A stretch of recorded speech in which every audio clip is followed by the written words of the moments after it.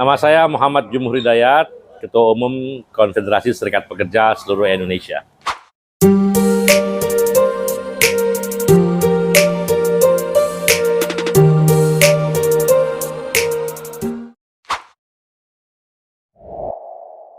Sebenarnya begini ya, kalau kita sebagai bangsa itu mengalami satu kesulitan, maka kalau semuanya merasa sulit itu masuk akal gitu.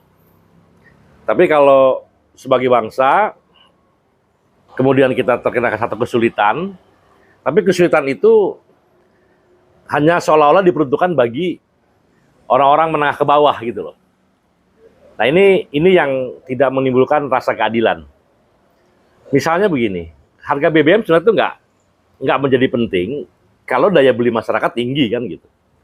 Jadi kalau misalnya dibandingkan dengan Malaysia, katakanlah di Malaysia harga BBM kita sama, bahkan kalau kita lihat data lebih murah gitu ya.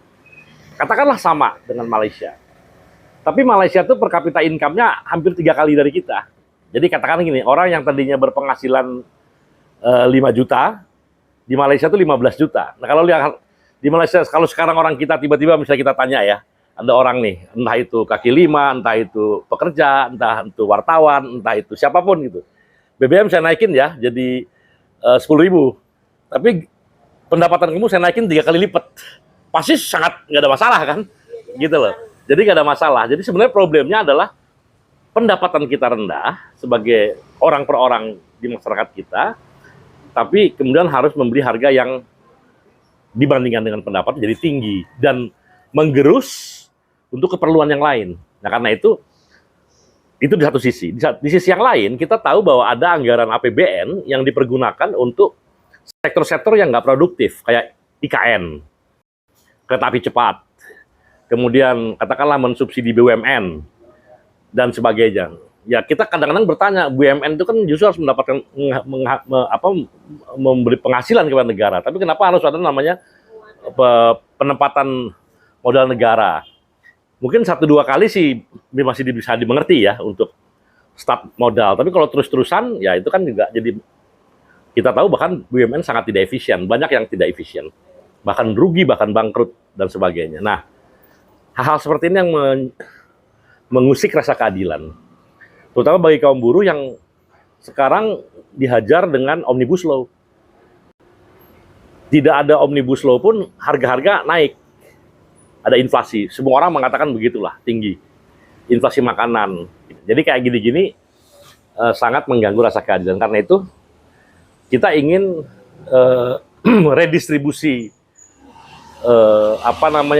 keadilan itu bisa dibuktikan dengan APBN kita. Jadi APBN kita tuh jangan sekedar diumumkan kita kekurangan ini kita mensubsidi, tapi di sisi yang lain kita berhutang seenaknya, kemudian membangun proyek-proyek seenaknya yang bahkan sama sekali nggak berhubungan dengan kesejahteraan, tapi kemudian begitu nggak punya duit, negara ngambil dari BBM dengan cara menaikkan. Jadi karena itu kita protes karena itu. Perjuangan buruh itu adalah perjuangan kolektif. Perjuangan kolektif yang paling tinggi, mogok dan unjuk rasa. Jadi kalau unjuk rasa itu dipersulit, seperti yang kita tahu di RKUHP ini, kemudian juga ada satu frasa-frasa dalam pasal-pasal yang memungkinkan Anda dianggap menghina badan hukum publik, ya, sehingga Anda bisa dipidanakan. Misalnya gini, ini kementerian nggak becus, ini DPR ngawur, itu dengan RKUHP bisa terkena pidana. Nah ini kan artinya menjepit atau membungkam gerakan yang memang menjadi hal penting dalam perjuangan buruh.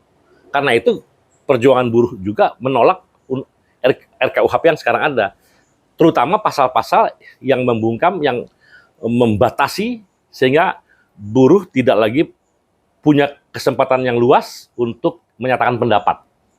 Karena sangat boleh jadi pasti akan banyak orang yang terkena pidana kalau undang-undang ini diberlakukan. Yang menarik, pasal-pasal itu sudah dicabut ketika dari zaman Orde Baru, ketika zaman Reformasi dicabut-cabutin. Yang kita gelo ya, gelo itu apa ya, nggak habis pikir gitu dan terkejut. Kenapa pasal-pasal yang udah dicabutin tuh mau dihidupkan kembali? Nah ini kemunduran bagi demokrasi dan setiap kemunduran bagi demokrasi harus kita lawan.